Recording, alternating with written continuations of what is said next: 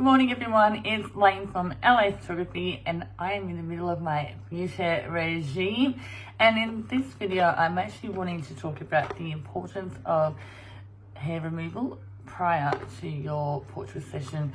I know from personal experience that once we get to a certain age, for many of us, we start to develop facial hair.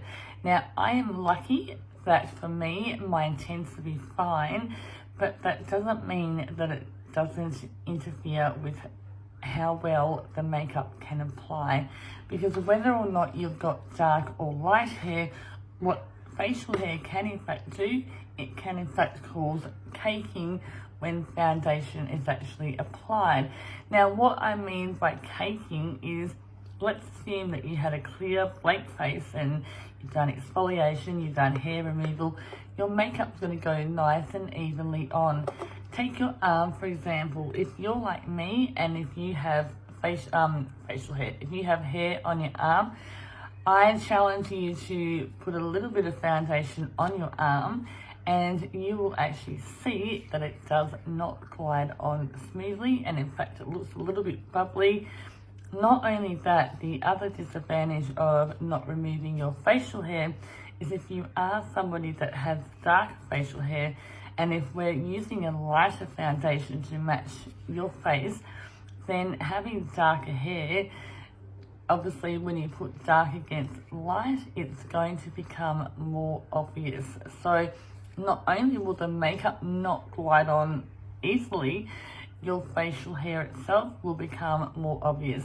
Now for clients who don't prepare in this way, I do in fact charge additional retouching fees if I'm needing to remove somebody's facial hair and do a correction on the makeup to sort of protect for all of that, because of the fact that this is something that could have been done if we took care of this step. Now what I highly recommend is I highly recommend this tool. This is actually called the Perfect Face Facial Hair Remover. I actually got it at the post office. I've also just recently seen that they've got one for eyebrow shaping, which I need to go out and buy myself. But in saying that, you can also use this to remove any sort of eyebrow hair around the eyebrows that's starting to come through. So, but I wouldn't really suggest that, because as you'll see, it's not really shaped for eyebrows. So you've got to be really careful if you were going to do that, not to be taking off your eyebrows. This is so easy. Please keep in mind that I am not a makeup artist. I do not give you any of this advice based on my experience as a makeup artist. I do give you all of this advice as a portrait photographer who does know how to best prepare faces so that you receive more enjoyment in your portraits. This is so easy to use. It only requires one AA battery. You can keep it in your purse, in the bathroom, wherever, and it does a really quick job. There's no pain like waxing.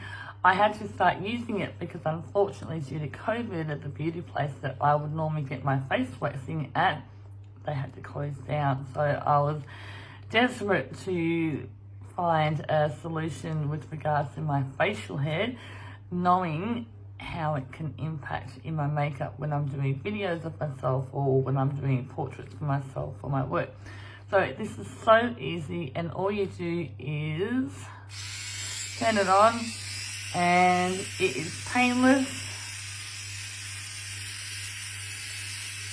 and that's all you do. And I often also tend to get facial hair around the jaw and here to get a bit of a mustache. So this is just so easy to do, and it really only takes a couple of minutes. You can do it from anywhere because it collects the hair inside. Let me see if I can take this cap off. So it actually collects the hair from inside there, and that actually also gives you a bit of reassurance that it is in fact doing its job. So that's my little video on the importance of removing facial hair in your portrait.